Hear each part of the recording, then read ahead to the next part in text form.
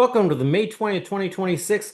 You take the good, you take the bad, you take them both. Well, everybody who's Gen X knows what the theme for today is coming from. Let's start with the bad. The bad is the fact that Trump has decided to use all the levers of power.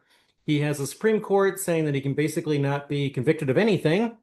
He's immune from everything. And now he's had Todd Blanche come out and say that the DOJ has made him immune from any tax claims against him permanently. He's also created a slush fund of over $1.7 billion. He's calling it the Freedom Fund, and it's to go to the insurrectionists of January 6th to pay them off, to buy the loyalty of the people who are willing to do anything he asks. On a good news, a correction from yesterday. When I made the comment yesterday that New York Times poll has Democrats ahead of Republicans by 11 points, that was by registered voters. By the likely voter screen, Democrats are ahead by 14 points. Yeah, that's huge. Switching gears, talking about what's going on in this country. Iran's attacks on the UAE. You can see this charts from the beginning of the war, the number of attacks on the UAE. And since this April 8th ceasefire, there have not been that many attacks. Starting in May, they started up for a bit. But the most noteworthy attack came this past week when there was an attack on the nuclear power plant. And why I'm bringing this up today is that we now know that that attack came from Iraq.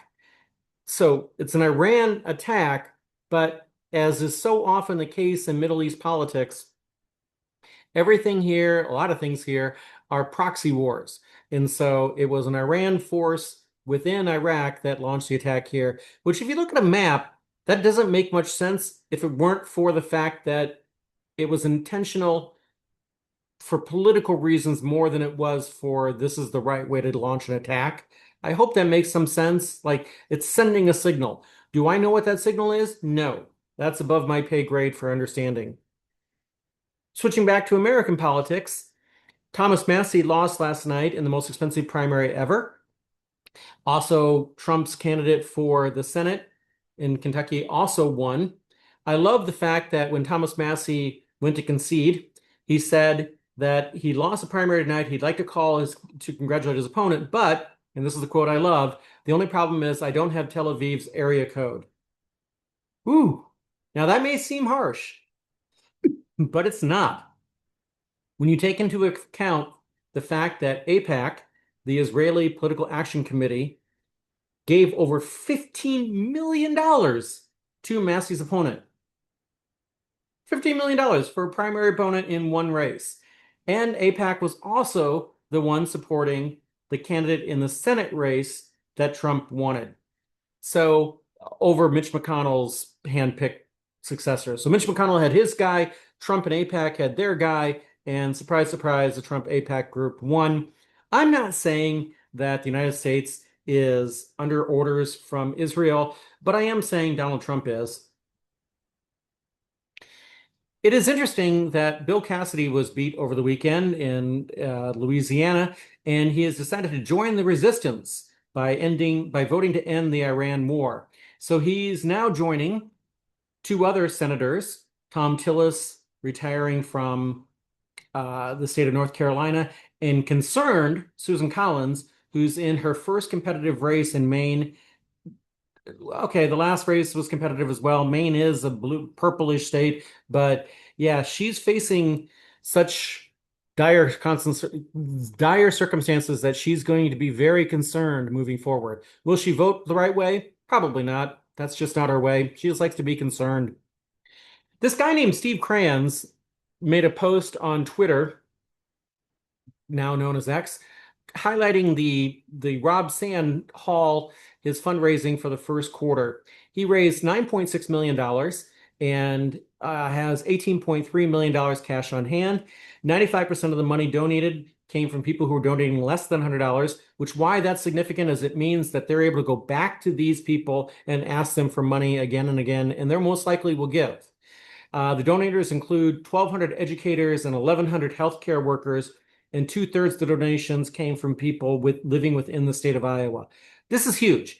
And to put this in perspective, the last major contested race we had in the state of Iowa was in 2010 when incumbent Chet Culver, Democrat, ran against Terry Branstad, who was our governor for God knows how long, the longest serving governor in Iowa history when he retired.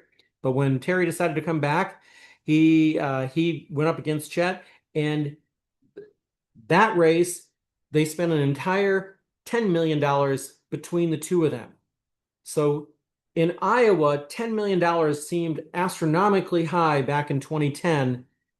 Rob Sand has $18 million cash on hand right now, and the race hasn't even started on the Republican side because they're eating each other alive over there.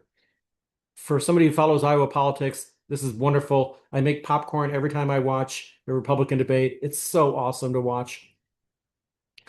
But when it comes to Twitter, Twitter has completely lost its mojo. And Threads is now bigger than Twitter. And this past week, as I've been watching storms pass through Iowa, I noted that Threads is now a better place to watch for weather than Twitter is. And this picture you see here is from Sunday night. It is a time lapse, obviously, of lightning bolts hitting Omaha. And it's taken from Threads. And anyhow, Threads is now doing better than Twitter. And as much as I dislike Mark Zuckerberg, I dislike Elon Musk more. So go Threads, go. Polymarket told us in February, before the Survivor 50, season 50 even premiered, that a woman named Aubrey Bracco was going to be the winner of Survivor 50. This is the big one where they brought back all the previous winners that they wanted to bring back. And she was immediately at a 90% chance to win. And the point, and now that we're down to who's going to be tonight, there's 5 going into the final, but we know who the final 3 are. It's her, a guy named Jonathan, and a guy named Joe who are in the final 3. And if you told me who the final 3 was in February, I'd have told you, oh, Aubrey's going to win. She's going to beat these 2 guys. So anyhow, that's what's going to happen tonight. Why I bring that up is that when it comes to prediction markets, when people know the outcome of the prediction in advance, there's no throughout the season when they try to make it appear that, oh, Aubrey might get voted off tonight.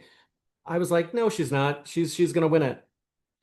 Which brings me to the theme of today's show, which is my favorite season of Survivor is Survivor Philippines. And in Survivor Philippines, a woman from Cedar Rapids by the name of Denise Stapley. She's a sex therapist counselor. And for the record, I have had several friends who have I'm Therapist Steve or Father Steve. I've had several friends tell me about relationship issues, and I keep referring people to go see her. And in that season, Denise was on a tribe that lost. She went to more tribal councils, I think, than any other Survivor winner in history. She had to go through just the absolute worst, and she came out on top and won. And she won against, in the final, Lisa Welcho of the show Facts of Life. Fascinating, on that season, only the older contestants knew who Lisa Welcho was. The younger contestants had never seen Facts of Life and had no idea who Lisa was. And I get a kick out of that because, I grew up on Facts of Life. I had a crush on Joe, which is weird on multiple levels now. But anyhow, I find it very disappointing that Polymarket ruined Survivor 50 for me before the season started. I know I shouldn't have looked at it, but I follow Polymarket closely. I wish you all well. I hope that we get more good news moving forward. On balance, I actually think the past 24 hours is good because although Trump beat Massey and got his candidate in several races, other races, the bottom is falling out, as I said yesterday. It's not bad on our side. Take the good. See you tomorrow.